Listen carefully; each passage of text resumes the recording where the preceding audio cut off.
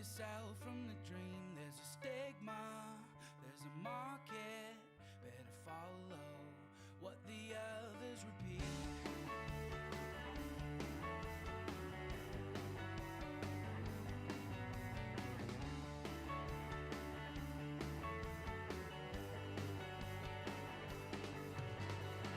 So you get home and you write down all your plans for the life you wanna lead in. Don't let them, it's a right dream, 'cause the world is faster than it seems. And you're taking the backseat, give up on actions, you gotta believe. If somebody asks you, get a reaction, you gotta believe. And you never gave that blank expression, I just gotta believe. And you never saw the world before you, I just wanna believe. I gotta believe.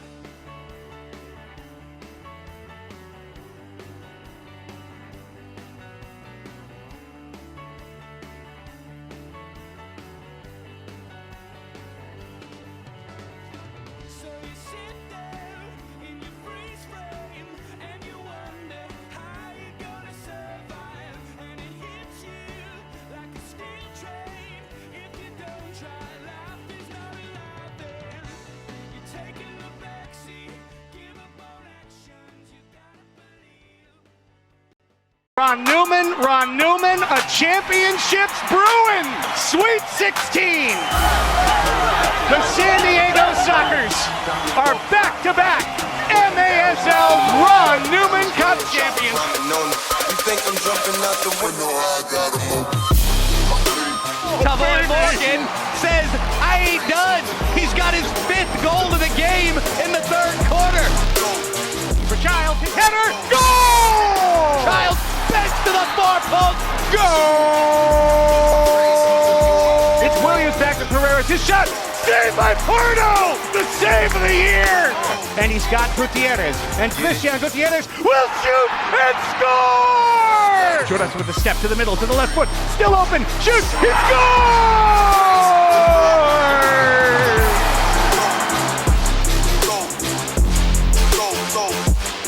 Charlie fakes around a man, shoots, he scores!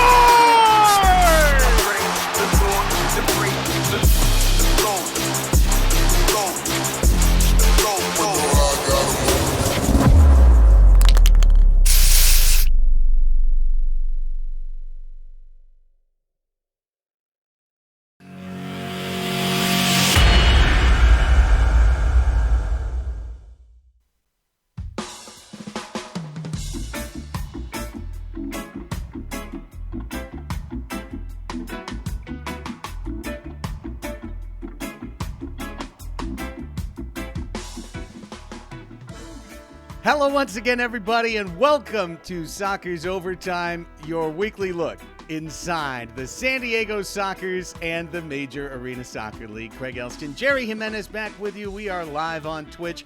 We are here on the San Diego Sockers Twitch channel, as we are every Tuesday during the season. And we always say it all the way through the Ron Newman Cup playoffs. Here we are, time for a quarterfinal playoff preview on Season 5, Episode 21. Jerry, how you going, my brother? Good, man. It's good to be back here. We're in the playoffs. It's time to start talking about some serious stuff. This is when everything matters, all the hard work and everything that's gone on through the regular season. This is where we start really caring about the, who we're going to play against, which we don't find out about, and all that stuff. So, yeah, I'm excited to be here and kind of break it down with you because I'm interested. I've been very confused by it all, so I'm looking forward to you explaining that to myself and everybody here with us live on Twitch. Excellent. I'm here to do it for you. I see the chat's already lively. They all have one topic, it seems like, in mind right now. Literally not on our menu, but we're going to probably have to wedge it in. On the show tonight, on this quarterfinal playoff preview, Sockers wrap up the regular season in style. The Supporter Shield winners recap home wins over Milwaukee and Tacoma. It's playoff time, and the MASL is going to MASL. We're going to talk about the play-in games and the issues with them that are threatening to throw a monkey wrench in the first round of the Ron Newman Cup playoffs.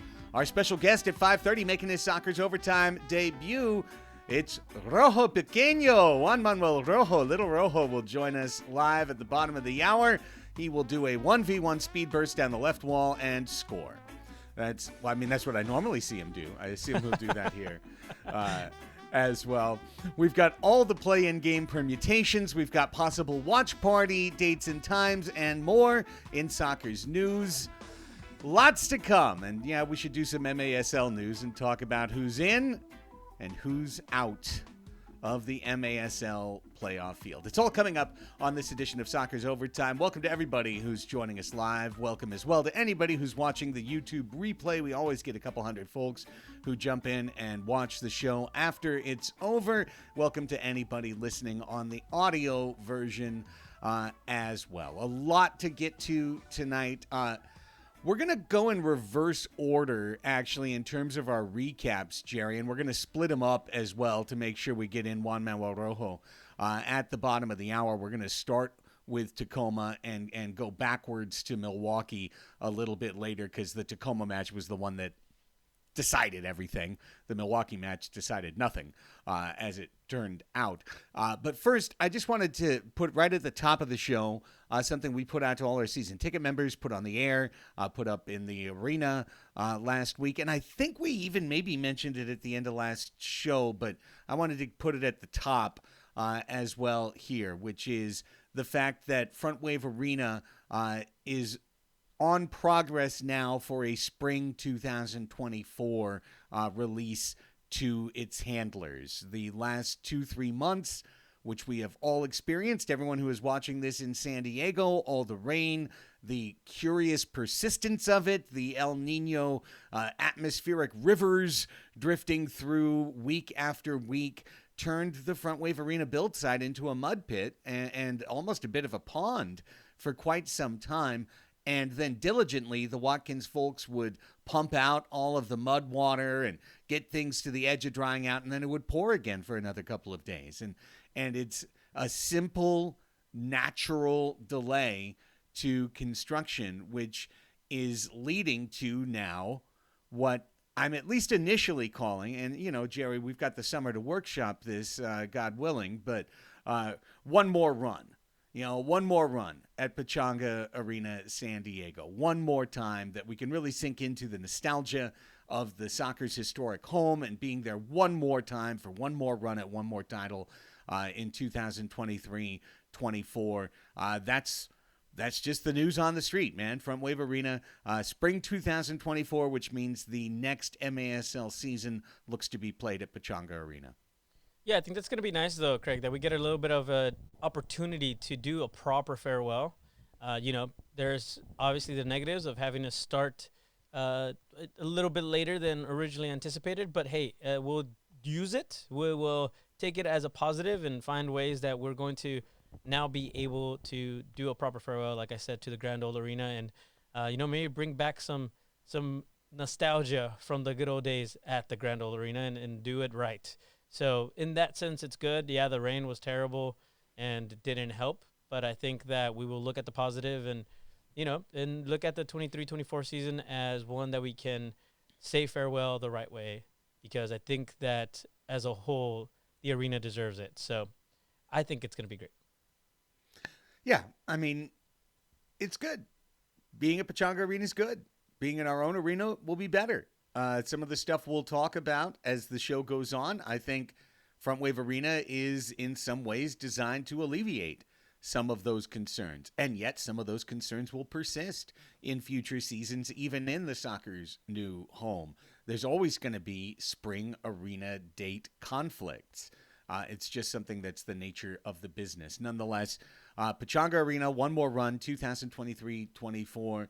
There is that equal part of the populace that says, terrific, that means I'll keep my tickets one more year because I was never going to Oceanside. And then there's that other part that says, well, I can't wait till you get to Oceanside. That's when I'm getting my season tickets because I don't want to drive all the way downtown from up here. So There's always give or take for everybody involved, but just wanted to put it at the top of the show because I know, we see our Twitch numbers, Jerry. We normally get folks that stay right till the end of the show, but a few people drop off along the way. So wanted to put it at the top and make sure it was right there.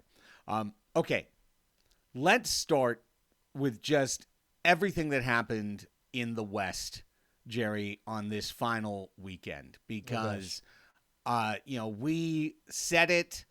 I even put it, and I never post on MASL off the wall. The pit of vipers that loves the Arena League so much.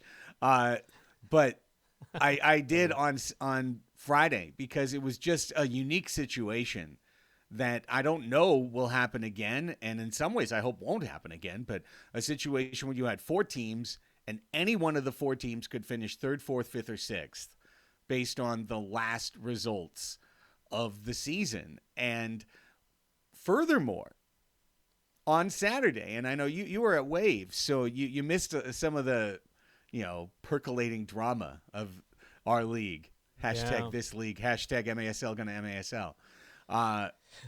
I'm getting ready for Saturday's game against Tacoma, knowing that the Mesquite Empire match, which was going to be the other big card to flip this weekend, was set to kick off at 5, and then we were going to kick off at 7. So you'd be able to watch the match, pretty much know until the last couple minutes the result, and then go into our match with everything crystal clear, right? Knowing, okay, 1 point means this, 2 points means that, etc. for Tacoma. Yeah. And then Mesquite apparently had an issue getting tickets for their entire team to fly back from Chihuahua to Dallas-Fort Worth after their Thursday night match in Chihuahua. So Mesquite had quite impressively on Thursday, of course, gone to Chihuahua and drawn a point at a Corner Sport Arena, something that we thought would not possibly happen. And in getting that point, they really set the stage for Saturday's drama. But then, they only got half their team on a flight, and then half their team was in Chihuahua on Saturday. And so Mesquite called the league and asked them to delay the match a day. And the league was like, no. But they delayed it 2 hours so that the players could get back in time to play the match. Oh, my goodness. Okay? So it went from kind of all right, you're going to know what happens, go get dinner before the match, before our match, watch Mesquite and Empire, see what happens. Instead, it became one of those last day of the Premier League, live table, keep your eye on the monitor, keep your eye on the match in front of you, and figure out what's happening type of night. Because Mesquite was probably going to be out. But if they beat Empire in regulation, they were going to create a tiebreaker that they could beat Empire in. And then there was Tacoma, and that was at 37 points. And then there was Tacoma at 36 points. And then there was Monterey at 35, but waiting to play Dallas the next day to get to 38. And so there was all this drama. And amidst all of it, the Sockers and the Tacoma Stars kicked off on Saturday night. As always, our dear friend Eddie Trujillo brings us the highlight recap video that we talk through here on Sockers Overtime. You can find it on his YouTube channel at EddieBear60. The Sockers and the Stars, and Nick Pereira, the presumptive MVP because he's the scoring leader. Boy, first shift. Right away. Before we could even talk about it. 30 seconds. Rolls Cardenas and then upper shelves Boris for 1-0. Was like, okay, stand up straight. We got a match. Yeah, I mean, that's the kind of thing that Nick Pereira does, but that was a little quick. I went back and obviously I was telling you earlier, I'm like, I haven't even had a chance to look at this game. And so I went back and watched the recap of it and I tried to listen in as much as possible. And man, like this was a Nick Pereira show along with a couple of other key players, obviously. But man, Nick coming in and of course, a couple minutes later, the other man who had a night, our guest tonight, Mr. Juan Manuel Rojo, coming in with a beautiful shot. He's just on that right-hand side, man. That's his favorite spot right there. Just keeps doing it. Yeah, he is an absolute killer over there by the left wall, making the run, and this time cutting inside for the shot. Sometimes he goes down the wall for the toe poke. Juan Manuel Rojo has a huge match, and then, of course, moments later, as the Sockers continue to pressure, it's Tavoy Morgan scoring a very classic target forwards goal. It comes on this run of play. He shoots and then just gets in front. And when he gets in front, hey, Cardenas puts the ball to the back post. Morgan gets the foot out. A very intentional deflection for the 2-1 lead. And that goal, as the ad cycles through, gives Tavoy his 24th goal, which winds up, as it turns out, being the team leader for 2022-23. Tavoy Morgan, just 24 goals, 15 off the previous year's pace, but nonetheless, a 2-1 lead for San Diego. Of course, you've got Boris Pardo and Danny Waltman, two of the old guard Warrior goalkeepers, and this would be a pretty tense and defensive affair. The second quarter was scoreless all the way. Boris was outstanding, proper in his challenges, smart guarding his posts, essentially impenetrable, and the defense organizing behind him, and Nick Pereira not getting, shot after shot and chance after chance. He had that chance right there, a header opportunity that Nick puts in, I'd say probably a good third of the time, that could have tied the match. Nonetheless, it was a really good effort on Saturday by the Sockers defense, Jerry. Yeah, I think both defensive teams, put on just a display of talent and skill. And, of course, when you're going to have, somebody like Boris Pardo and Danny Waltman there, it's going to be a low-scoring game. Between these two guys, it's always a difficult game to put balls in the back of the net. But, it was again, you mentioned it. It was just it's just exciting the entire game. You just don't know what's going to happen. And both teams had plenty of shots, and both goalkeepers just stood on their heads on the night. Boris having some just beautiful saves. Nick Pereira, again, with that one shot that we just saw. If you're watching, I mean, that should have gone in and did not. And then, man, I remember that guy. I feel like he seems familiar, Craig. Alan Crespo. Boy, that trade's worked out great for San Diego. Well, they wanted him to get playing time. They wanted him to get regular repetition that he wouldn't get in San Diego. The lethal left foot of Tijuana's Alan Crespo coming through for 2-2. I mean, the kid can shoot it, man. There's no question about it. He helped lead Sockers 2 to the championship last year. That's the kind of goals we're used to seeing Alan Crespo score with Sockers 2, right? And now he's doing it to us in Tacoma. But yeah, and he's added quite a bit to the Tacoma team. I think he has brought a lot and has a bright future ahead of him in the MASL. And yeah, with Tacoma or wherever he goes. But that was a beautiful goal, and 2-2 in the second. This right here, this video review, I didn't quite understand it. So at first it was a blue card, and then they took it back and made it just a foul. No, it was both teams challenged is what it was. Hard to see through the video replay probably, but got it.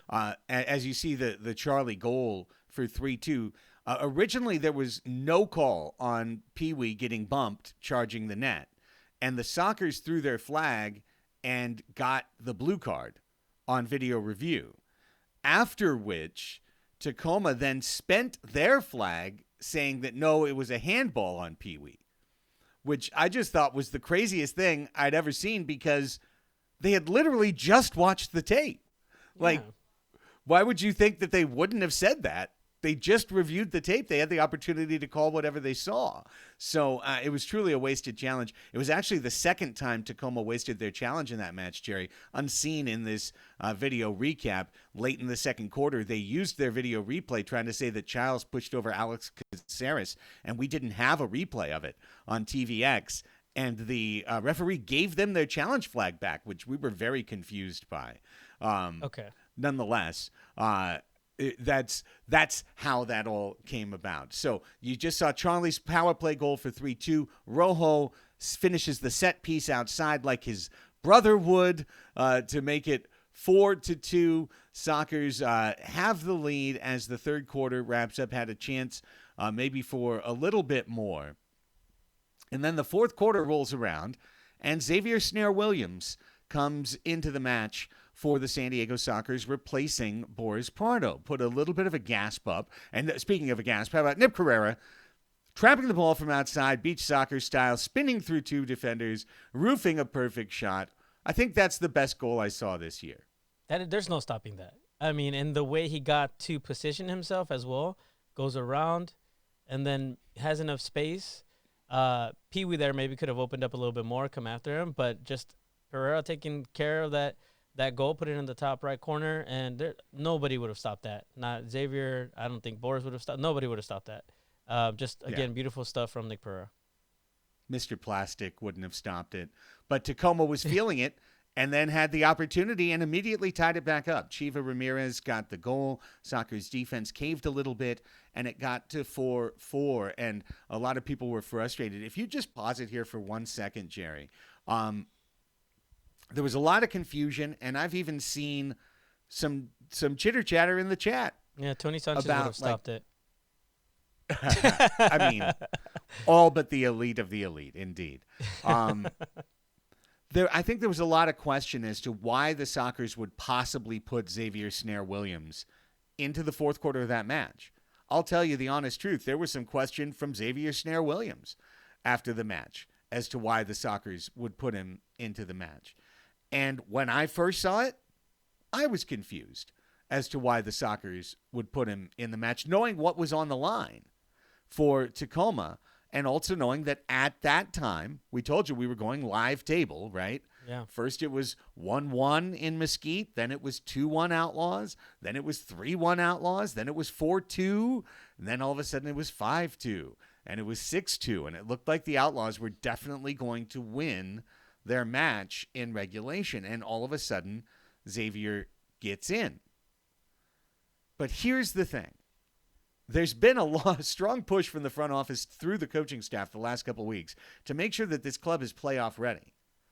And part of being playoff ready is taking care of the most vulnerable position on this team, which is goalkeeper, backup goalkeeper. And sure, X got a start on Thursday against Milwaukee. We'll review it a little bit later in the show.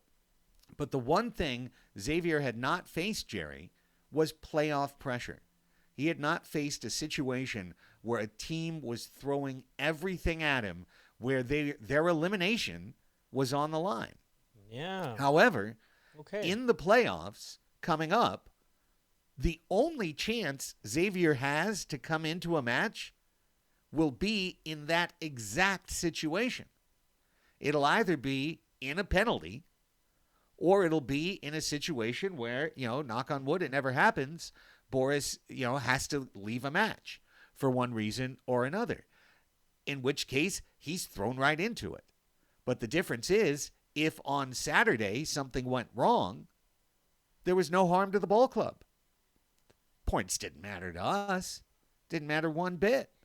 So this was, in essence, the perfect simulation for Xavier Snare-Williams of true playoff atmosphere, of a team giving it their all, going at him full bore, needing a point, and him having to stand in the way of that and prevent his team from losing or giving up goals. And he gives up two. I think both of them we saw were defensive breakdowns for San Diego for the most part, and the rest of this quarter plays out at 4-4.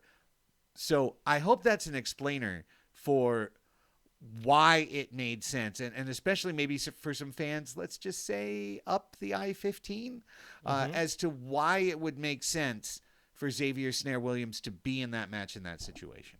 Okay, that makes perfect sense. I was wondering the same exact thing, but that absolutely makes sense. And, hey, Xavier now has that experience. He's been there, and now he knows what it feels like, and he won't go into it absolutely clueless as to what to expect. So, yeah, this was a perfect opportunity. He wasn't going to get a better one. That's good coaching right there, and I love it. Love it very much. Yeah, and I think he understands that now after the match. Like, oh, like when I said that to him, kind of the same thing. It was like, oh, yeah, no, you're right. Now I understand. So the Sockers pressure in the fourth quarter, have some chances. Danny Waltman plays well. Tacoma defense stands up for the most part. And then you get to the final minute, and They have received, and I know this for a fact, received text messages on the bench in Tacoma knowing 1 point and you're in, don't mess around, and they just play patty cake, and it almost bites them in the butt in the very last second as Felipe Gonzalez finds a ball, gets past a man, one chance.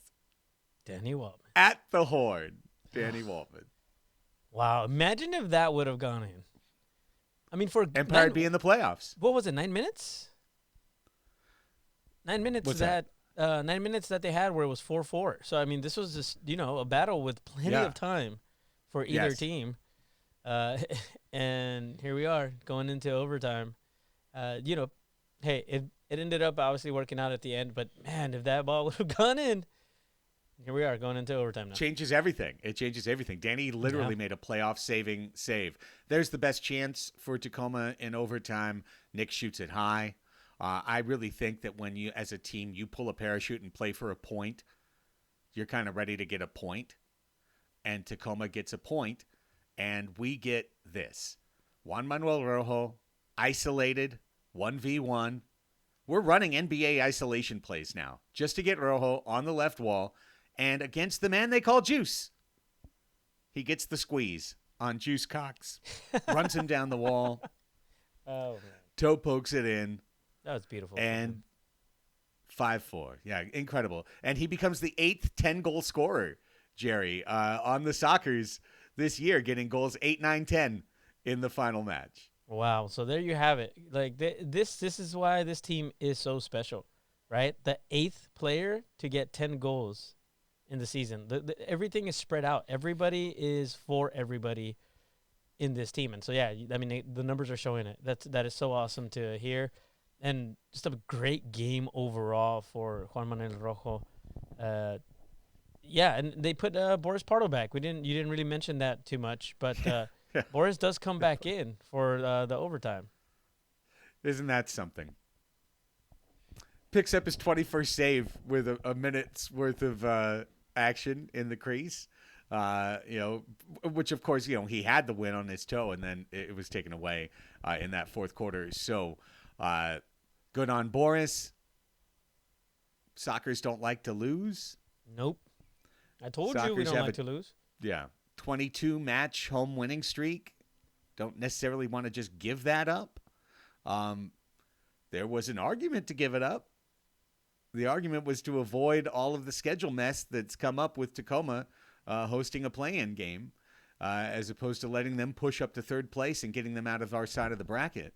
Nonetheless, Sockers don't think that way. Sockers play to win every time, get the win, and finish a 22-2 regular season. Not bad. What was last year's score in the regular season? 23-0-1. 23-0-1. Not bad. Yeah, and it was 66 points, and I believe we got to 62 this year. We need to pick it up. Yeah. Well, I mean, no losses last year. Just the one OT loss. It's going to help your point score. The only reason we didn't have more was because we had all those overtime games last year. This year, a couple fewer overtime games, but, this was one. The Empire match was one. So, there's a couple little points here and there. But quite frankly, we cleared the field with 4 matches remaining. So, got to feel pretty good about this group. They weren't even really pressured to get, for the Shield. They took it clean away. Yeah. I think we're talking about all the possibilities over text, right, of what could happen before everything kind of happened. And I mentioned to you, it doesn't matter because we're going to win the whole thing, and jinx on jinx. I'm going to knock on wood, and I don't want to jinx ourselves on the podcast. But this team is special, man. We've been saying it this entire season. What is this now? Episode, 21 of Soccer's Overtime. So for 21 episodes now of season 5, we've been saying this is a special team. And you see it again here in this game against Tacoma. And Joe Hutt brings it up. Sockers had 4 goals that they could allow on Saturday to be the only team in the MASL to allow fewer than 100 goals for the second straight season. They allowed 4 goals on Saturday and finished at 99 goals allowed for the year. One man. more. Yeah, one more Woo! than they conceded last year. So 99 goals. There you go. Man, this is a special team. Look, everybody has tried to make their teams better, in the off season, after last season, after us winning, and we kept the pretty much the exact same squad and are able to do what we did. That speaks volumes of what the coaching staff has done, what this team is about, and reflects well on our captains as well, right? And keeping this team to be together the way it still is. It's amazing. All right, I'm just making sure to let Juan Manuel Rojo know it's time that he can come on in. Let me know when he pops into the waiting room, and we'll welcome in a kid who's definitely earned an all-league vote from me. I mean, I'll just say it as we're kind of setting it up. Juan Manuel Rojo provides something that very few players in this league provide, right? I mean, the kid's got essentially an unstoppable attack. He's got something that you can do 2, 3, 4 times a match. And almost every time it generates an offensive scoring chance. And we're seeing so many more times the Sockers rotate through very NBA style to try and get Rojo isolated on somebody on the wing with defensive protection around where he can just go. And when he goes, ain't no stopping that cherry whip topping. It's moving. So you've got Juan Manuel Rojo, and just keep in mind, Big is hanging out on the bench. Like, we don't have a spot for Big in the everyday starting lineup right now, but Ishmael Rojo also does something that almost no one else can do from defender in this league, and that is bombs away.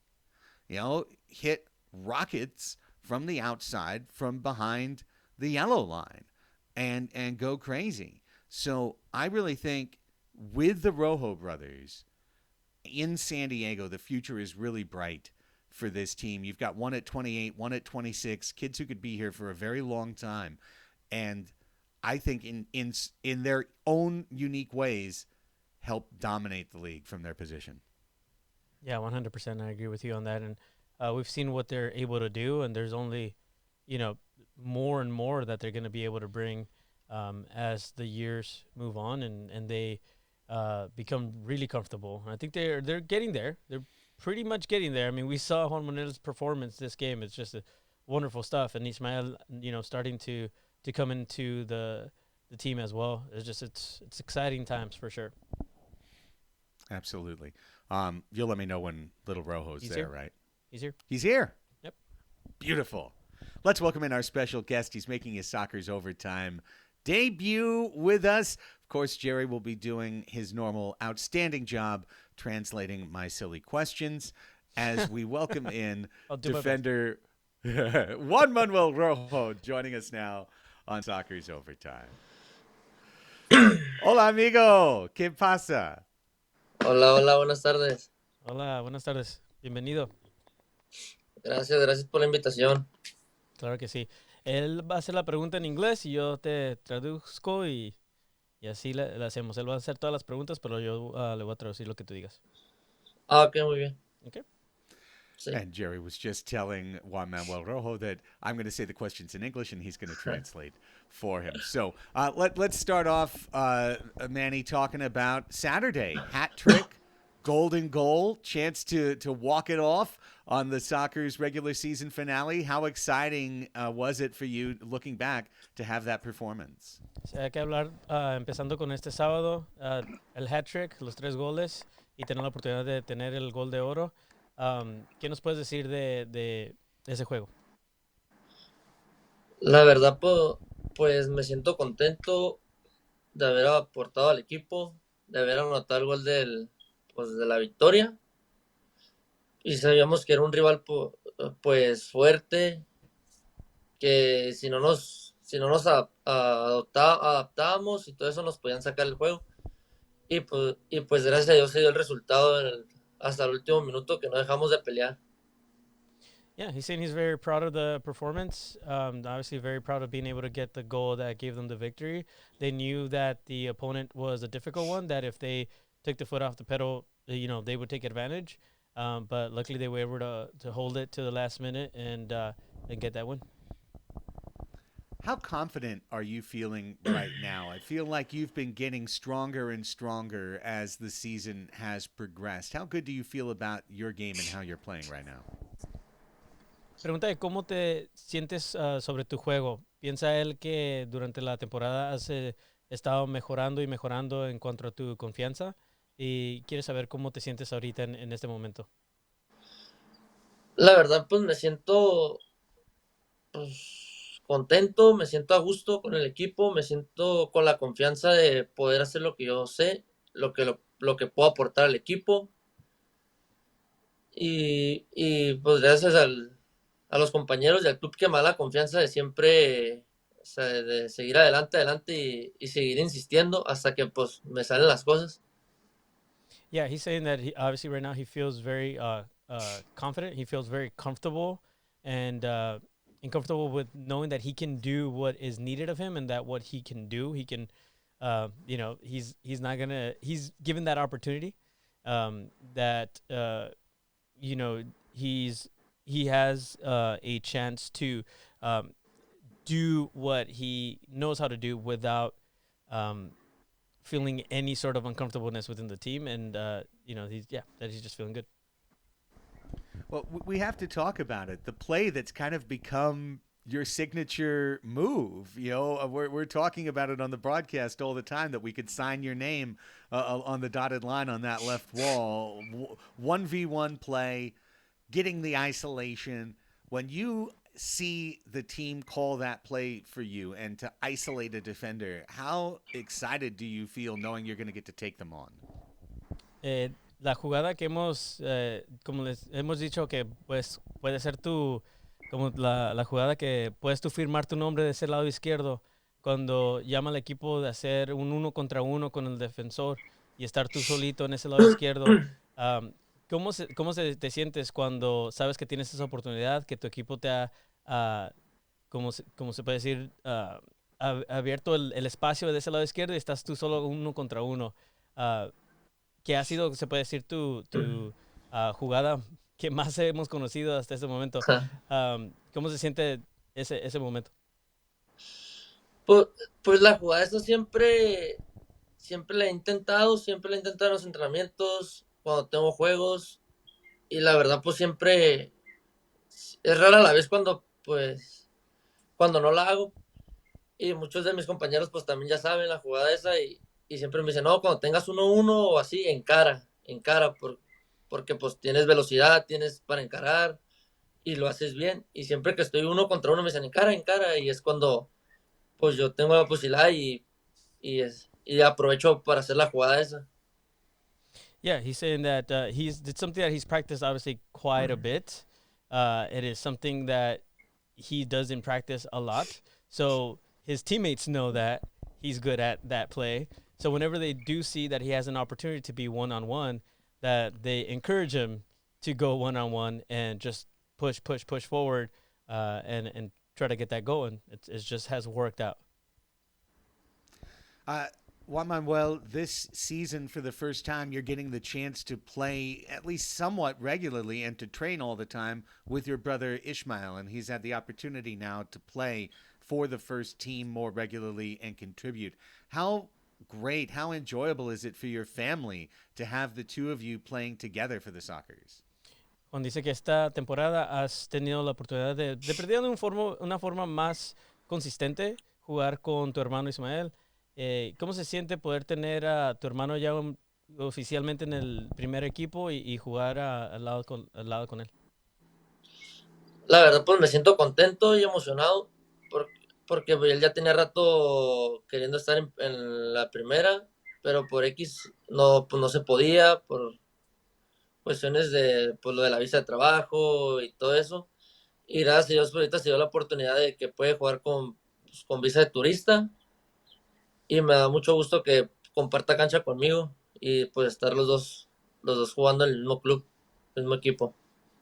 Yeah, obviously he's very, very happy that he has the opportunity. He's been trying to get into the first team for a long time, and for one reason or another, that it hasn't happened. Because of reasons of visa issues or whatever it may be.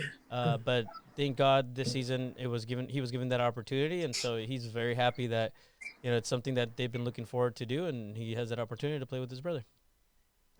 I always talk to Ismail, and I tell him he's got El Cañón for La Pierna, and the big shot. But last game, set piece, and it's Juan Manuel Rojo El Cañón from outside. So who's got the bigger shot, you or Ismail?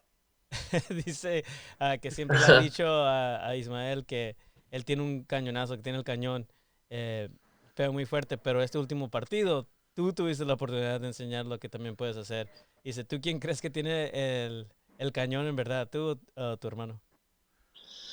Pues es que pues, los dos tenemos diferentes cualidades de jugar, diferentes estilos de jugar, y siempre yo le he dicho que pues él tiene sus diferentes formas, yo tengo mis diferentes formas, él tiene como más pegada, siento que le pega pues más bien al balón, en la forma de balón parado o así, y a mí me gusta como encarar más, Ujú, y pues la verdad siempre me han salido así como pues goles de que un puntazo, un cañonazo, ujú. pero pues los dos tenemos diferentes estilos de jugar y así.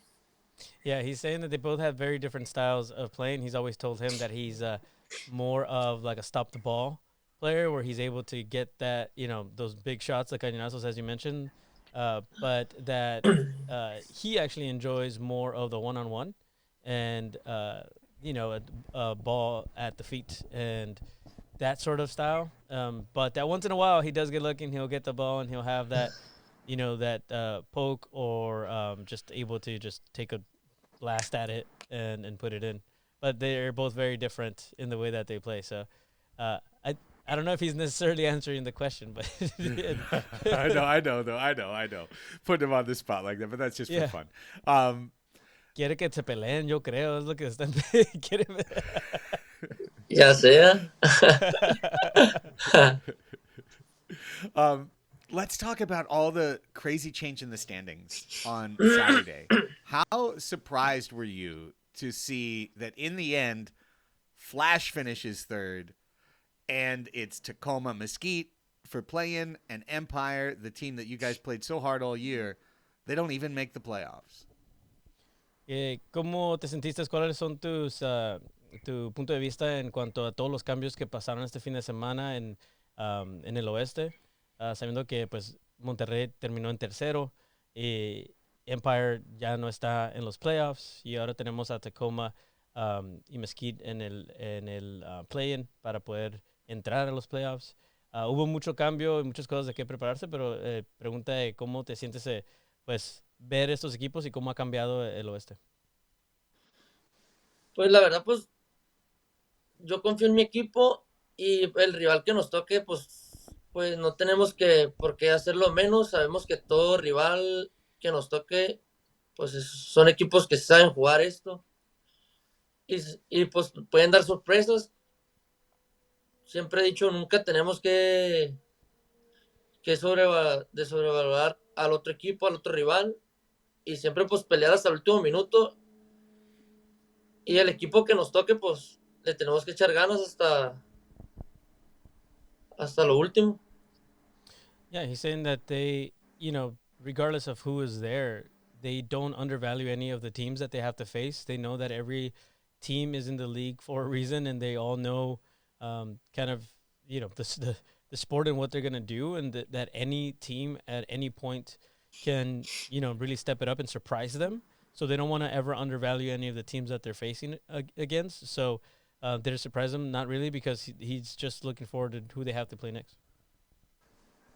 The Sockers defense, we were just talking about it before you came on, Juan Manuel. Fewer than 100 goals allowed for the second straight year. What do you think makes the Sockers defense so good? Estamos platicando un poco sobre la defensa, que esta temporada no dejó que les anotaran más de 100 goles, fueron 99 en total durante la temporada regular. Ah, quiero saber qué piensas tú que es que hace esta defensiva tan fuerte. Pues siento que la verdad tenemos a los defensas, los que tenemos en el equipo, pues, siempre defienden bien, hacen su trabajo bien, y es lo que se trabaja semana con semana, pues para cuando sean los juegos así, tampoco no tener muchos errores, porque obviamente siempre hay errores en cada juego es diferente, hay juegos que vas a andar bien, hay juegos que no vas a andar bien, y pues por eso en la semana con semana se trabaja todo eso defensivo, ofensivo, y siento que la defensa de San Diego, pues es, la verdad, sí, ahorita muy buena.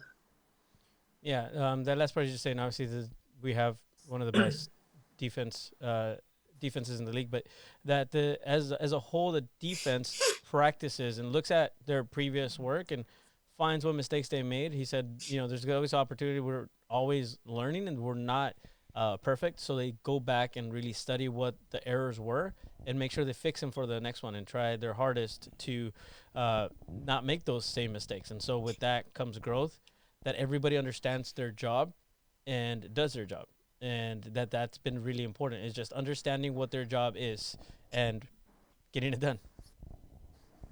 Juan Manuel, just a couple more things before we let you go.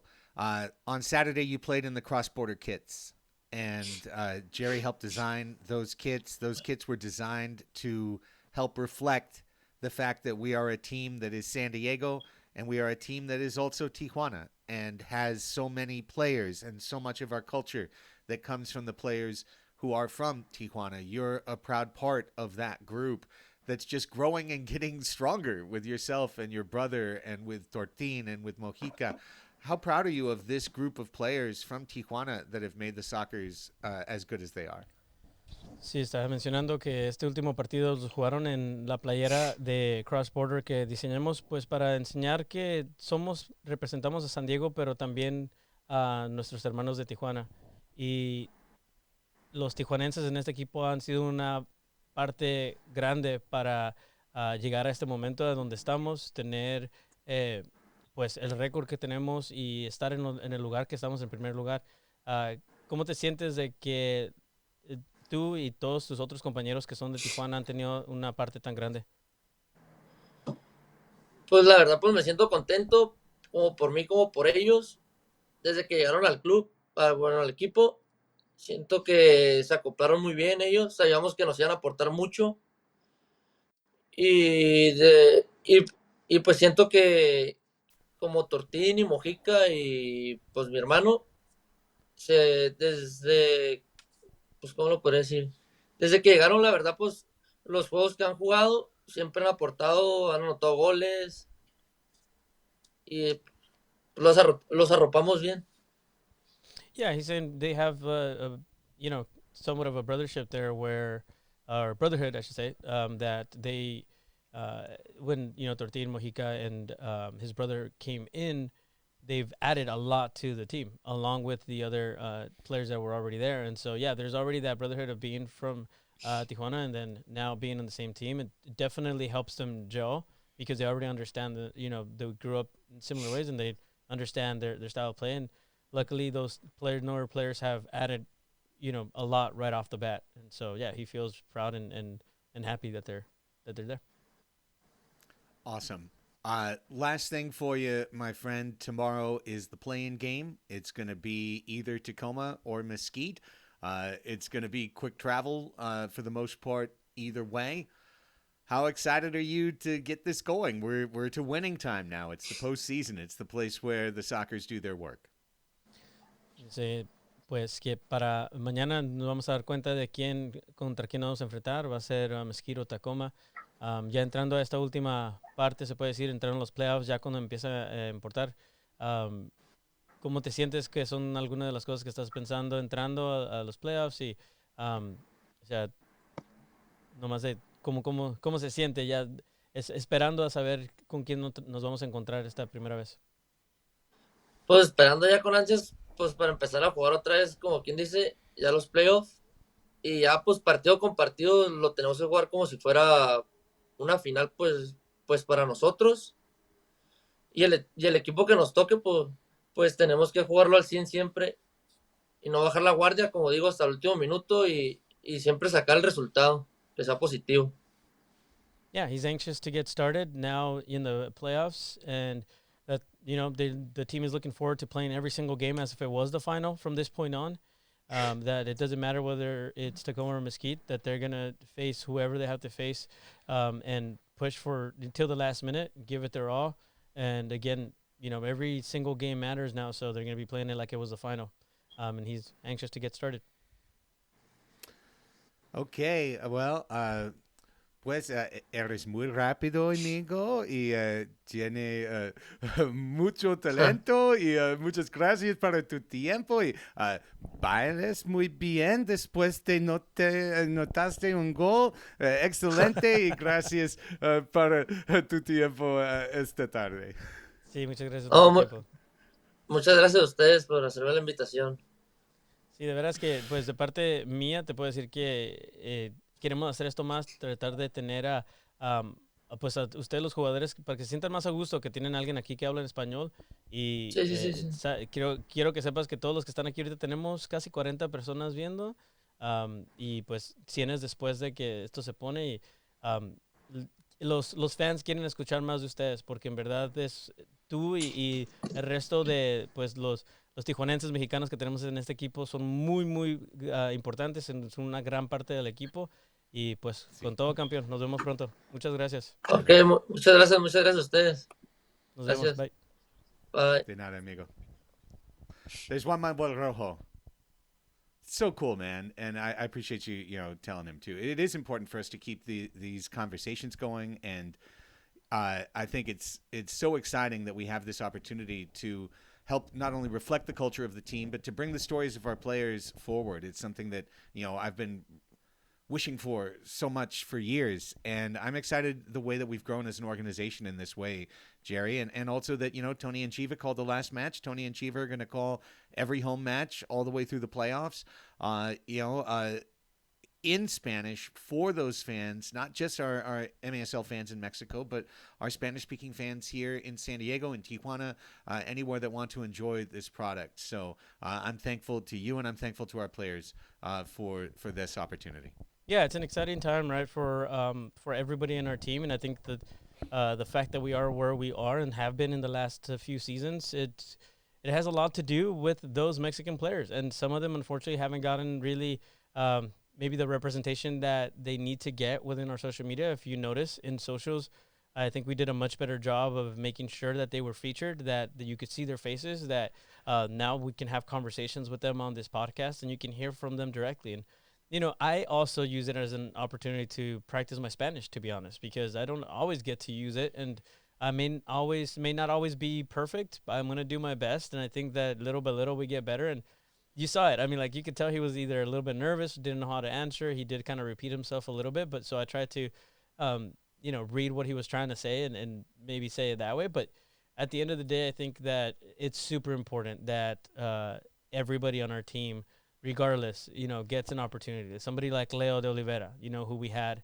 and somebody like Ishmael Rojo should be able to come on here and feel comfortable. Somebody like, hopefully, eventually, Brandon Escoto.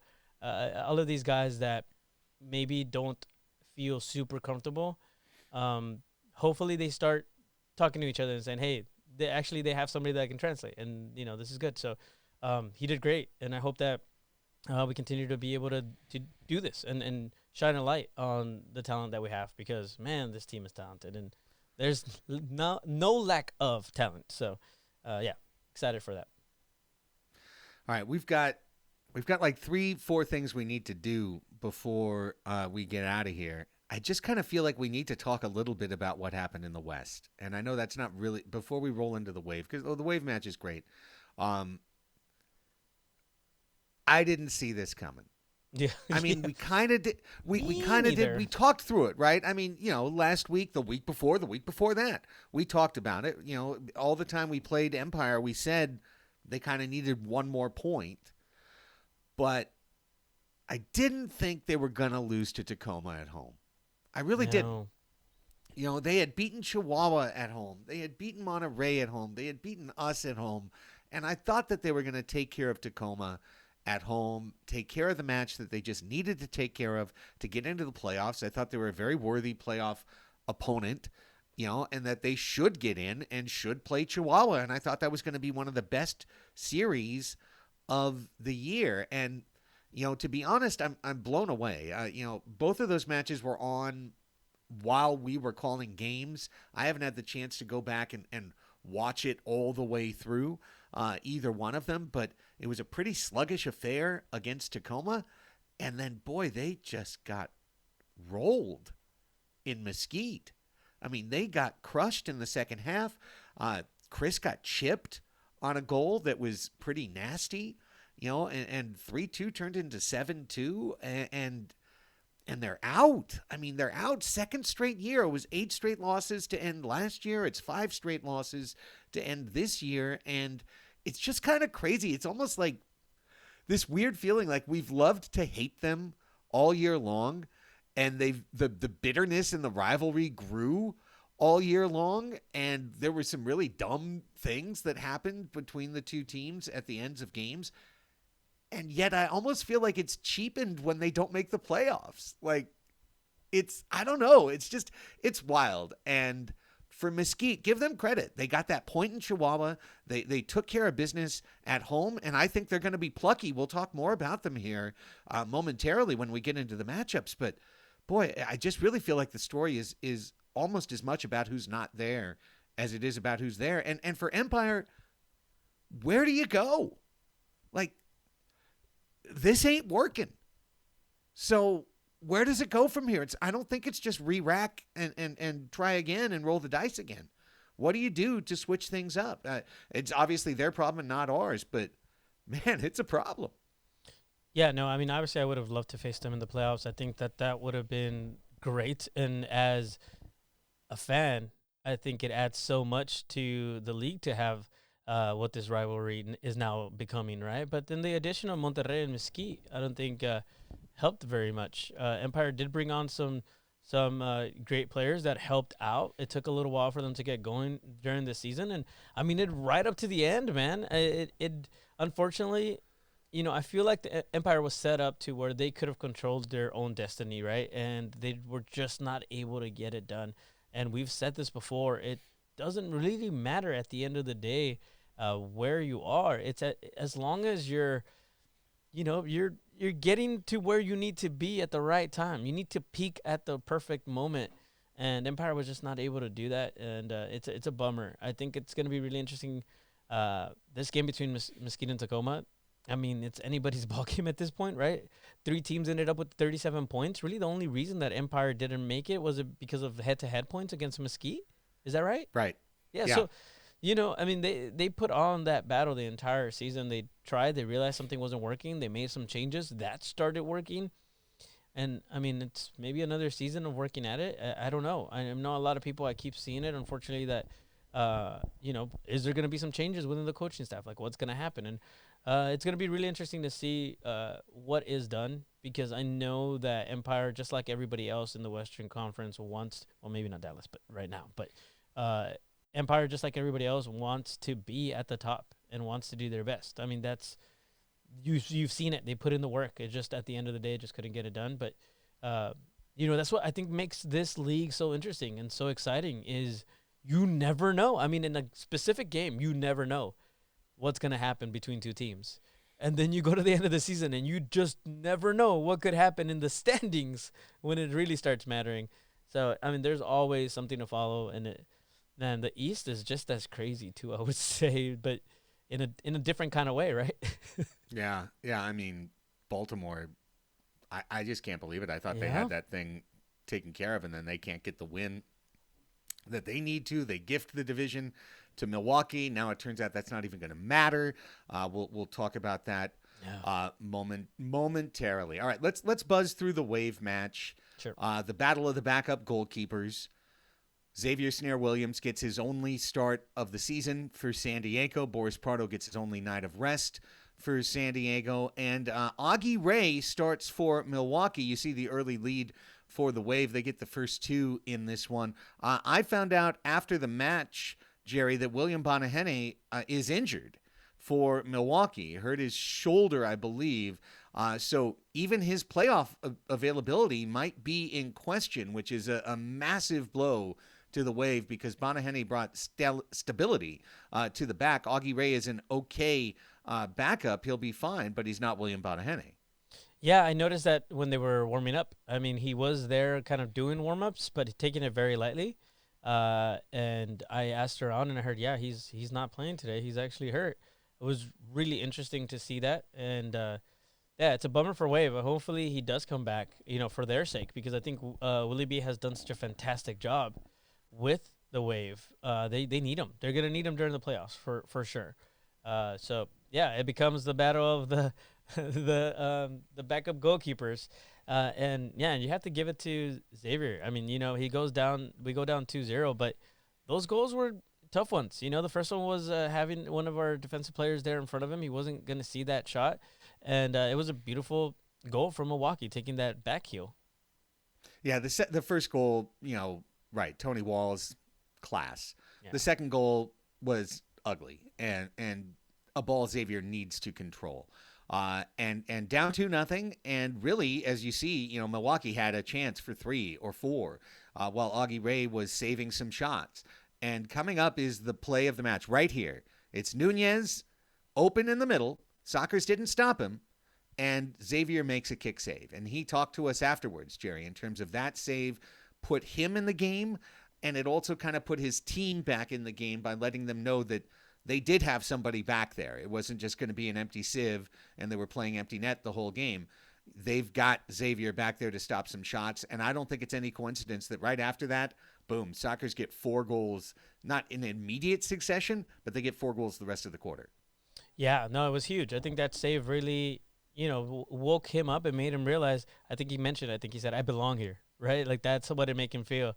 And so the rest of the team felt that, and it was like, all right, let's go do our job. I think maybe they were being a little bit too defensive in order to help out, or felt like they had to help out Xavier. But by that save right there, it kind of started and kick-started off a momentum that they needed. And sure enough, the Sockers go on to put 4 on Milwaukee.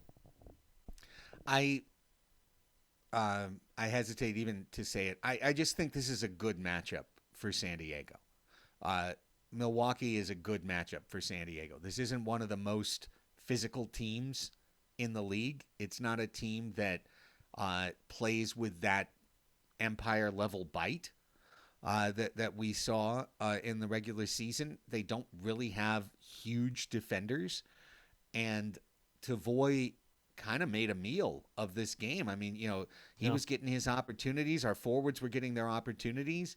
And once San Diego started finding their forwards and playing through their forwards, I mean, goals just came in bunches. Yeah, I love this. I love this matchup.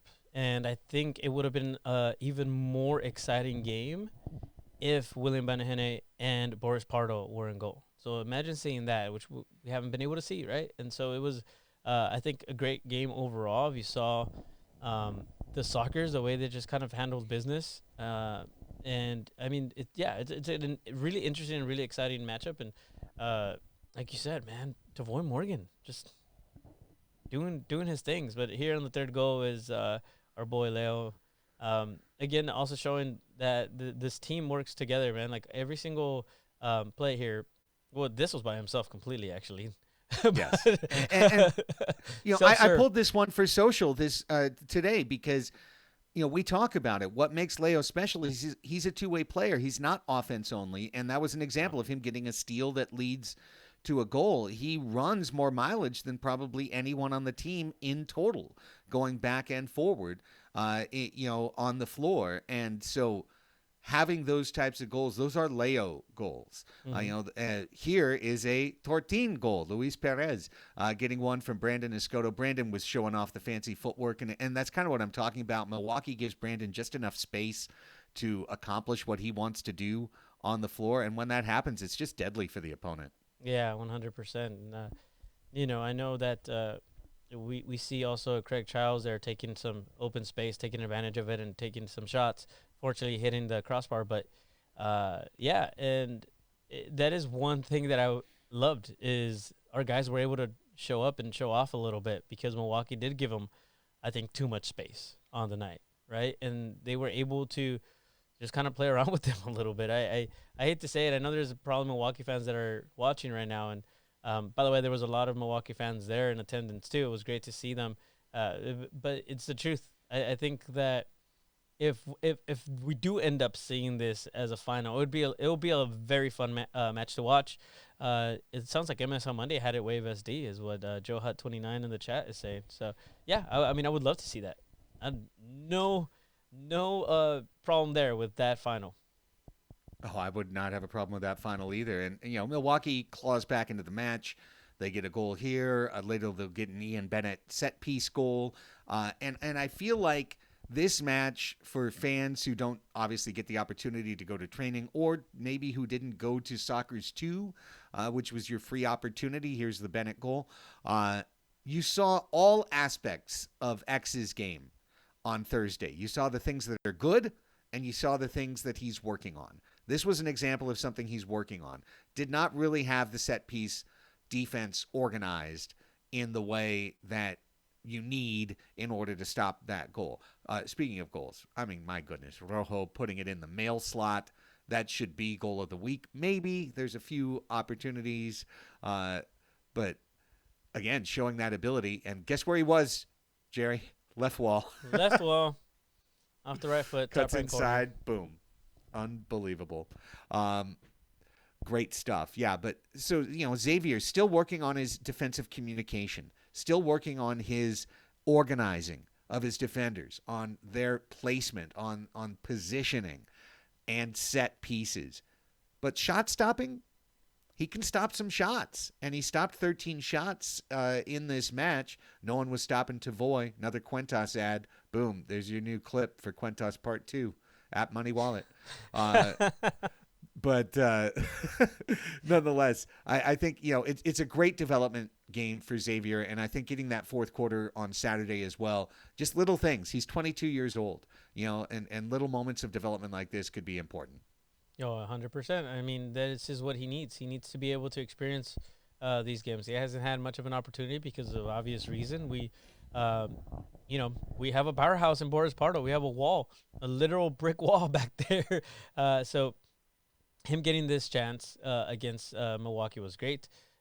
Great shots from Ian Bennett too, but our defense was great on the night as well. I have to say he did get quite a bit of help. There was one, I don't think we see it on this broadcast, but I was behind the net, and there's a shot that Ian Bennett takes. I mean, clear shot by himself. And out of nowhere comes Guerrero Pino and blocks it. And you should have seen Ian Bennett's face. It looked like a ghost came out of nowhere. He stared at Guerrero Pino like, what just happened?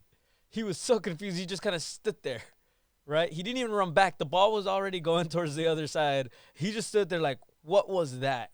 And then I think something clicked back a couple seconds later, and he was back. But it was just so funny to see that. And that's the kind of the kind of things that we do to offenses of other teams, right? Our defense is just so on it.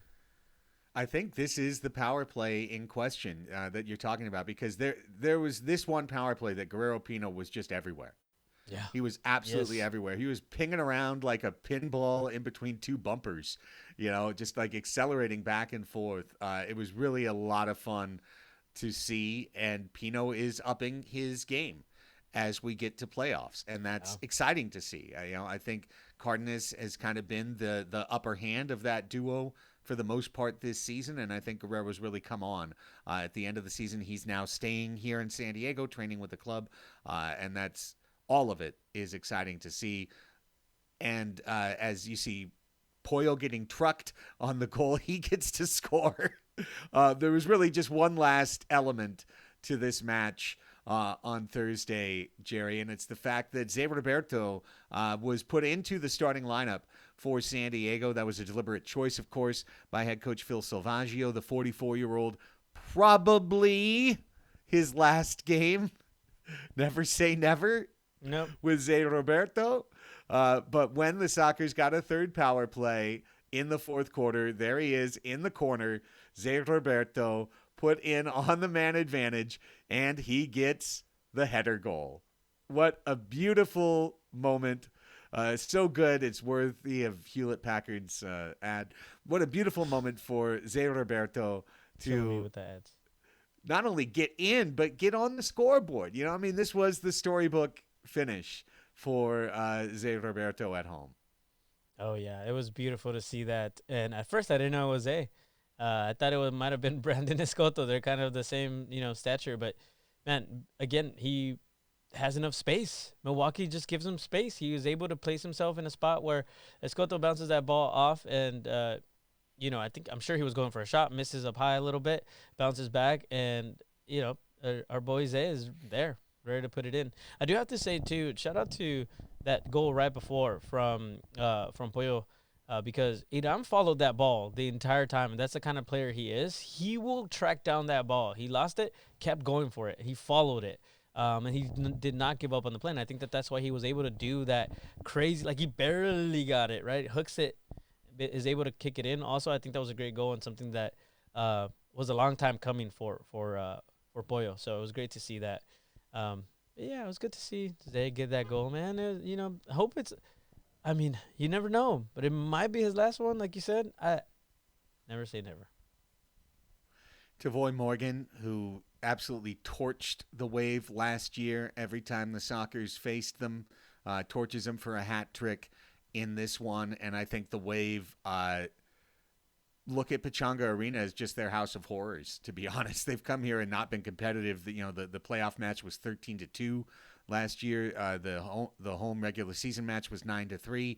This one is 11-5.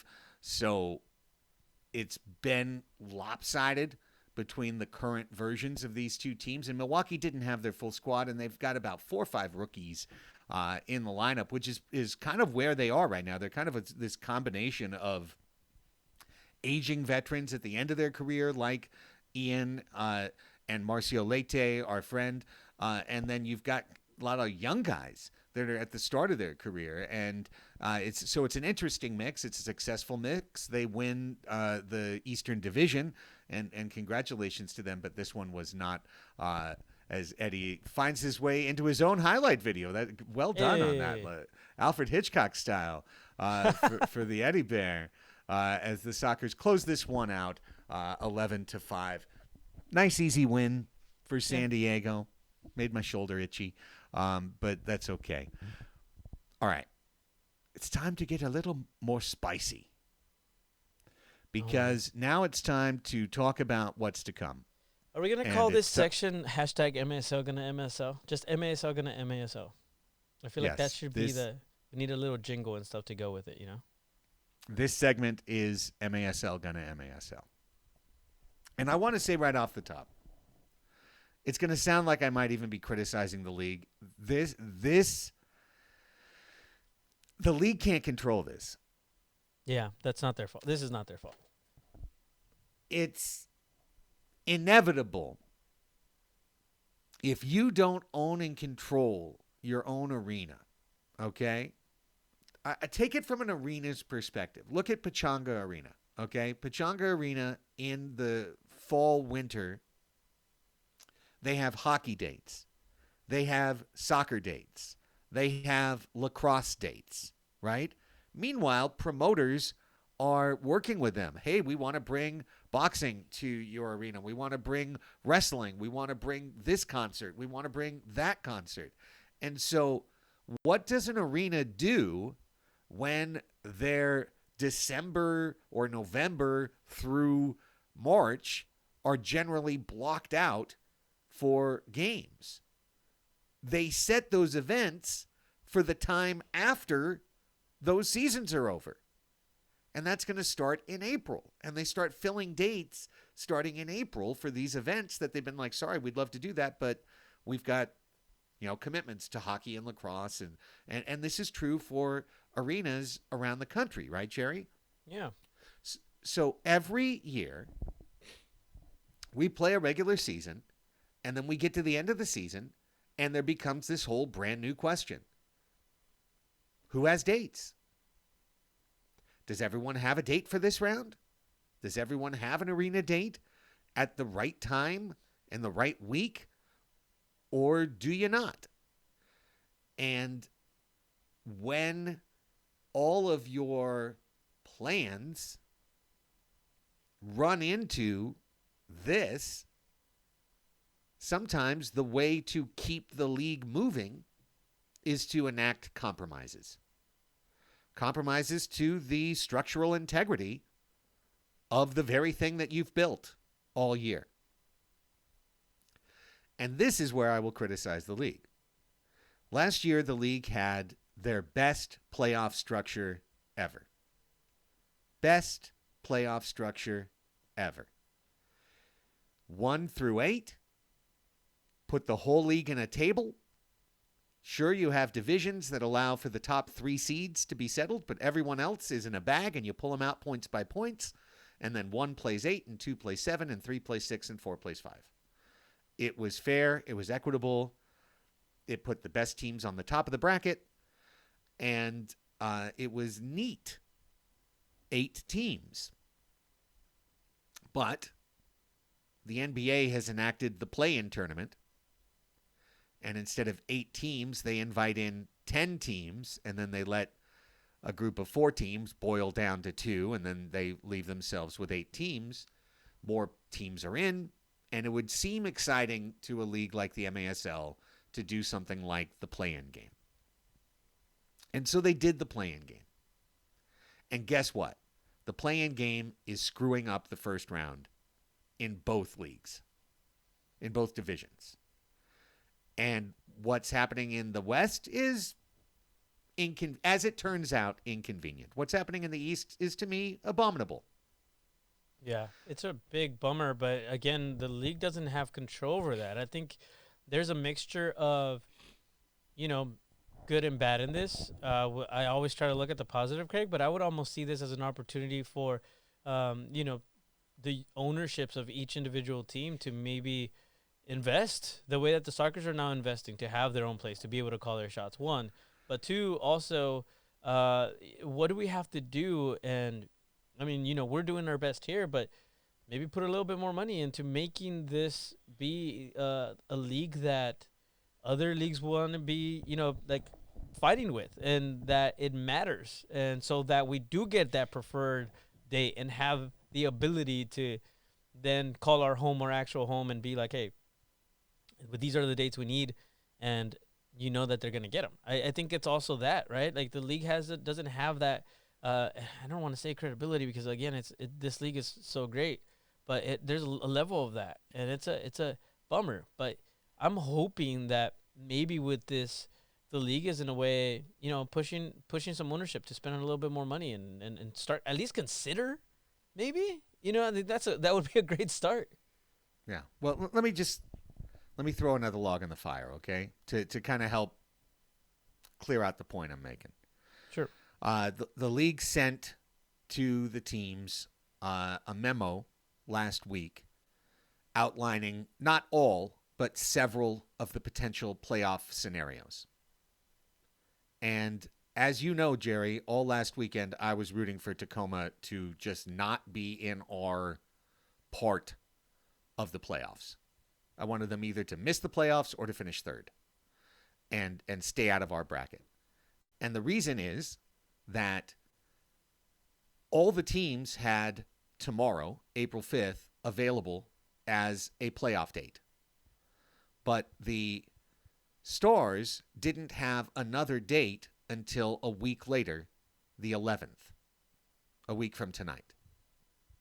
And the original memo that the league put out said, in case of a Sockers Tacoma first-round series, Game 1 would be played Sunday, April 9th in San Diego, and Game 2 would be played April 11th in Tacoma. Well, little problem with that. We're the Shield winner. We have home field advantage, and that would give Tacoma home field advantage. And that doesn't fly. That doesn't fly. That's no good. However, Disney on Ice is coming in to Pechanga Arena starting Wednesday the 12th. Oh, no. So the next date the Sockers even have at the arena after the 11th is the 18th, a week later. So here's what wound up happening. In the West, Tacoma wound up as the 4 seed. And they got the right to host the play-in game, and it's going to be tomorrow. There's a concert at Acesso Showwear Center on Sunday.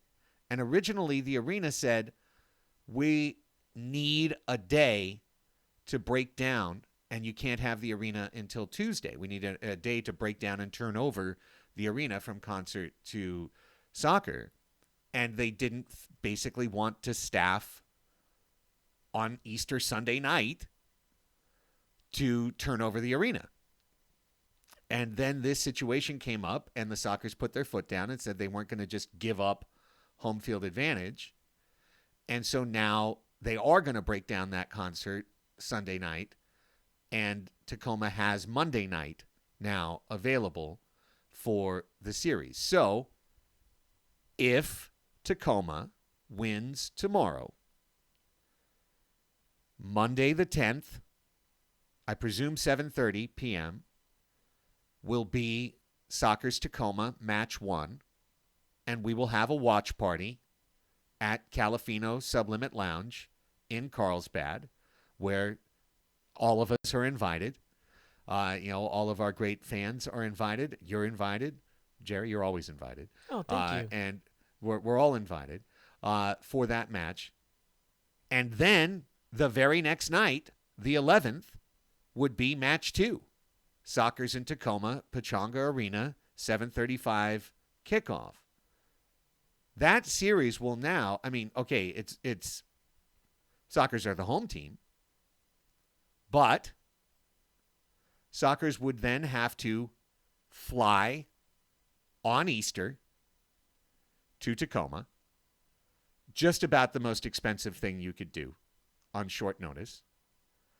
Oh, yeah. Play, yeah.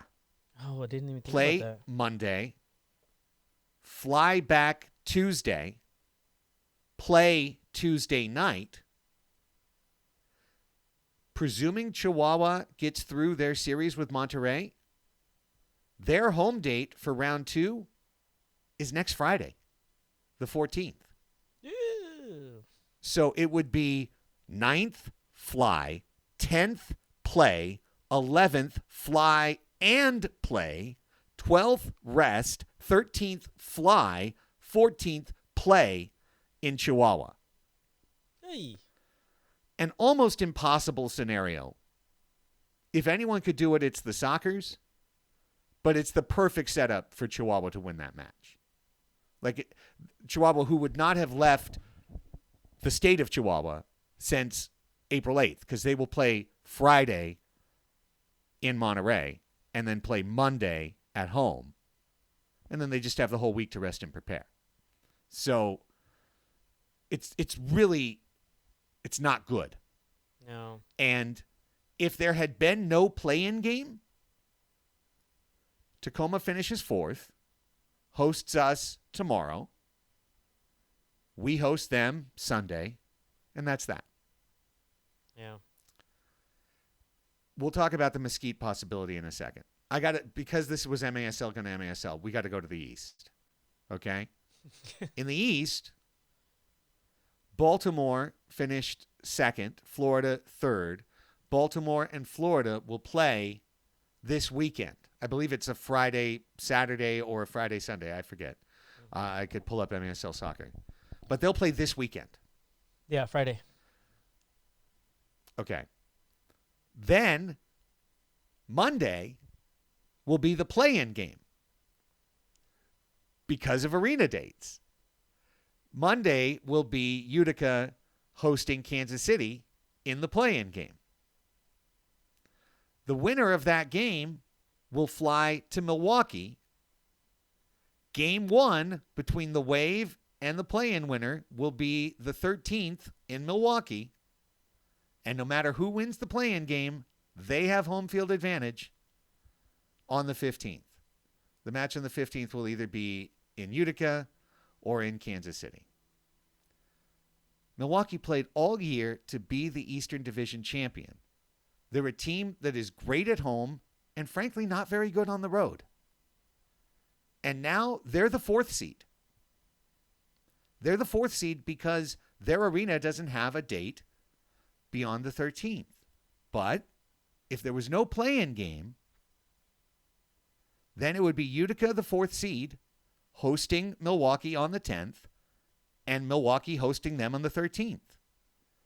The play-in game almost cost both number 1 seeds their number 1 seed. And it's just not good enough. It's just not good enough. You can't ask everybody to be invested in a season from start to finish and then at the end throw up your hands and go, but actually we're just going to set it based on whatever. And yet there's nothing the league, but the one thing the league could have done is not throw one extra wrinkle on top of it. And by adding the extra wrinkle, they created this scenario by which the first round will play out over 3 weeks, and the second round will be started in the West before the first round is over in the East. And it's all because we threw in this one little bloop. We'll just drop this one thing in the play-in game, and it's screwed up the very few arena availabilities that these teams have. Yeah, that's a bummer. And, we have to do what we can with what we've been given. And so this is where you start seeing that sort of thing where the teams, unfortunately, are going to have to, give up the home advantages. That's tough. Luckily, we were able to stand up and say no. It doesn't sound like Milwaukee really had much of a choice. But Milwaukee's being number 1 seed in the East, being the road team in their series, is just not fair to them, and it's not fair to their fans. But again, what are you going to do? I mean, there's really wasn't another option. Change the playoff format 2 weeks before the playoffs because you found out about everyone's bad dates? You couldn't. I mean, that's something they might have done last year, but I'm glad they didn't do that. It's just a bummer. It's a bummer. It was probably an okay idea. It probably sounded amazing in the summer. And now you get to the practicality of it, and it brings me back to the old axiom: keep it simple, stupid. Keep things simple, keep things elegant. And I'll just one last thing, okay? One of the biggest reasons why they went back to conference playoffs was cost. They said that it would be too expensive to potentially have all these cross-country flights. Well, guess what we're getting now instead? Flights on Easter, flights being booked 1 day in advance. It's the most expensive possible type of flight.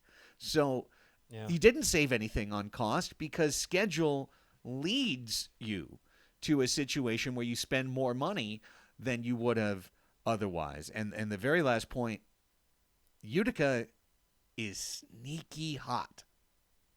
Yeah, They added Stefan Mijatovic, and Darren Toby came back after, I believe it was a long injury. And from that point forward, Utica's gone 8-1-1, and their goals against have been cut in half. In half. Okay? Milwaukee not having home field advantage against Utica, they could be out in the first round going to the odd where Utica's playing so darn well. Like, all the pressure in the world's going to be on Milwaukee to take that first game because Utica at home is going to be a bear. Yeah. So I'd hate to see that. I'd hate to see that Baltimore gets a walkthrough, or even that Utica gets a walkthrough because of schedule, as opposed to just earning it the way they earned it. Milwaukee earned the right to never have to lose a series winning at home. And they've lost that opportunity right off of the top. So, okay. Thank you. We gave you the Tacoma scenario. Repeating again, tomorrow is the play-in game. Watch it on twitch.tv/MASL Soccer. It'll be at 7:30. Sockers and Outlaws. Mesquite is the trickiest team to figure out in this league. They don't have a hang-your-hat player. David Ortiz is hurt. Mendez is tricky. Morales comes and goes. Pollo is great sometimes. Their defense is terrible sometimes. It's really good other times. They've won on the road. They've gotten murdered on the road. And Tacoma's 3-0 against them and really humbled them 2 times up there at Showware. So Tacoma has to be the favorite in the play-in game. We'll install them as a favorite. Again, if they win, no game this weekend. Watch party Monday night, Calafino Tequila Sublimate Lounge for match 1. Match 2 the next night, 7:30 at home. And if the Sockers win, they'd advance to a semifinal that would start Friday. If Mesquite wins, it's a lot harder on the front end, it's a lot tougher on our families, and it's a lot better on the Sockers for the full playoff. If Mesquite wins, both the Sockers and Mesquite will be on flights Thursday to Texas. If Mesquite wins, match 1 will be Good Friday. It will be on Friday. It'll be a 5 o'clock kickoff from Mesquite, and we'll have a watch party at Calafino Tequila Sublimate Lounge, and we'll invite you all to be there. We'll hope to see all of our Sockers Overtime listeners and all of our Sockers fans there, and hope to see you there, Jerry. Yeah, I'll be there. And that would be match 1, Friday. On the 7th. And then the 7th. Mm-hmm. And then the two teams would fly from Texas to San Diego on Saturday. And then Easter Sunday, everyone heads to church. Everyone does the Easter egg hunt. You have your brunch. You have your lunch. You have your family over. You have your breakfast. You do whatever you do. And then you head to the game. And match 2 would be Sunday, 5:05, Sockers and Outlaws. Of course, these are all best of 3 series, where after the second game, if it's 1-1, you play the knockout game and the 15-minute winner-take-all. So, Mesquite, game 1, 7th, watch party. Game 2, the 9th. And then the Sockers would have 3 days to rest and prepare. They'd fly Thursday to Chihuahua, and they'd play on Friday. A much, much cleaner pathway to give you the opportunity to be at your competitive best in the semifinal. The flip is, Jer, if you play Mesquite, that means Mesquite has won 4 in a row to end the season. It means Mesquite has gotten a point out of Chihuahua. They've beaten Empire. They've beaten Tacoma. And now you're going to go to the worst field in the MASL, the Lumpy Bumpy Field at Mesquite Arena. And the Sockers are 0-2 all time at Mesquite Arena. You roll the ball forward and it starts to bounce sideways. You know, you try and chip something and it takes a funny hop because it hit a gopher hole underneath the turf. And I feel like that arena takes the skill out and replaces it with hustle, bounces, speed, just kind of buzzing around, pinball, and that all of that favors Outlaws. And I think of the 2 series, the chance of the Sockers coming home down 0-1 is honestly stronger against Mesquite than it is against Tacoma. Nonetheless, I'd prefer to face Mesquite, Jerry. Yeah, me too. Yeah, so you're saying Tacoma is a favorite, but you say just because of logistics and the way everything works for our players, it would be best if Mesquite takes this game. So we're definitely going to be keeping an eye tomorrow as of this recording. If you're listening to it on a Wednesday, tonight at 7:35, if I'm not mistaken. Yeah, 7:35. Outlaws versus Stars. That's going to be a very important match, because then based off of that, we're going to know if we have a game 2 days later or 5 days later. So very important. That's it, man. So all we have now, all that's left to do is to watch, to wait, and then to prepare, and then to go win the whole dang thing. You know, it's round by round. This is what we came here for. This is what this season started for. And this is what we've accomplished to this point as an organization. And none of it means anything if you don't lift that cup at the end of the year. That's where our mindset is. That's where our level is set. So Now's the time for everything to come together. Will I be rooting for Mesquite? It's so hard, but I will. I will. My natural inclination would be to root for Danny and for Nick and for Juice and for Corey Keats, who is the hero, Corey Keats, and all of that. I really don't like how it sets up for the Chihuahua series. I really don't like how the Tacoma series sets up for the Chihuahua series. So, and that's the one, right? That's the one. Like, if there's one team that you look in the entire bracket and go, this team might beat us, Chihuahua is that one team. So, that's where it is. It's all set. You've gotten all the information. You've gotten all the tea. You've gotten all the permutations right here on Soccer's Overtime, the show of record in the MASL. And that brings an end to this evening's affair. I wore the cap for a reason. Just a quick reminder, everybody. Thank you. Season ticket member renewals. Member renewals. So for those of you, I'm sure the majority of you on here are season ticket members. You can now renew in your fan account. So go do it now. People who did it before Sunday got it into an opportunity drawing. There is a second opportunity drawing. The next deadline is the 21st.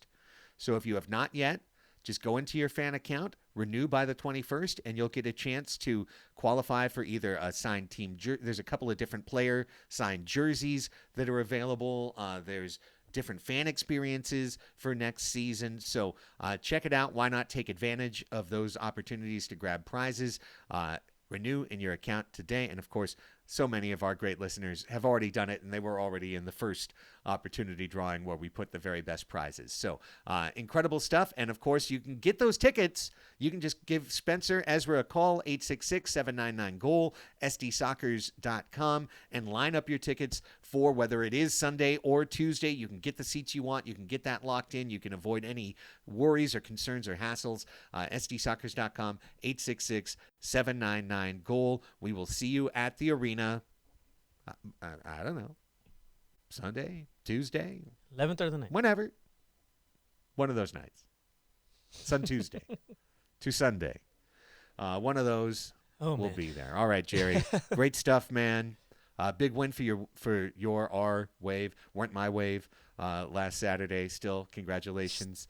We missed you, man. But also, I know you had to take care of business, and I'm sure that you guys missed me. But I had to take care of business. We had hard jobs to do. But yeah, the wave is looking really good. Obviously, this was against North Carolina Courage, who hasn't been the greatest. So we did take advantage of that. I think we could have maybe done a little bit more. But hey, it was a good time, and thanks for that. But I'm really looking forward to this. Tomorrow, is anybody getting together somewhere? Because let's go. This is going to be an important game. That's a good question. Are you going to show is the game going to be shown at Fair Play? I'd probably go out to watch this. Shoot us a message, guys. Go find my Outlaws jersey that I don't have. And and on that note, yeah, let's wrap it up. Our theme song is Beyond the South Bay by Bobby Cressy. You can find it on his album Cali Native, available on iTunes, Spotify, Bandcamp. Go give him a hearty tip. Pay $50 for the album. It's absolutely worth it. Thanks to Juan Manuel Rojo, today's special guest. Thanks to Jerry for translating. Thanks to Jerry for directing. Thanks to Jerry for producing. I write the menu. I kind of produce. You do. Absolutely. Thanks to me for producing. Thanks to Jerry for directing. Thanks to you for watching and participating and listening. This has been Soccer's Overtime, episode 21, season 5, our quarterfinal playoff preview. For Jerry Jimenez, I'm Craig Elston. We will talk to you down the road. We'll watch the play-in game. We'll keep calm and we'll watch the play-in. And until then, have a great one and go Sockers.